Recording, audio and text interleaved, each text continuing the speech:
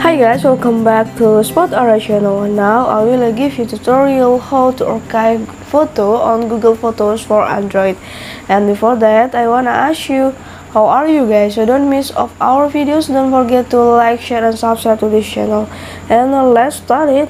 First, we go to Google Photos that you have been to install it before. Click on. And next, you choose about the photos that you want to be archived. You can click the photos. And next, you can click the three dots in the upper of the right corner.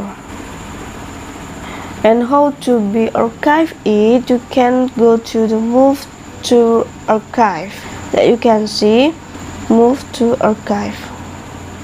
See about the archived is you'll still see in it album search result in your archive. Okay, go to archive and let's see the photos now is moved to archive folder.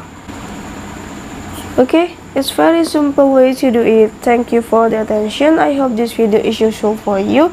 It's all about the how to archive photo on Google Photos for Android. Bye.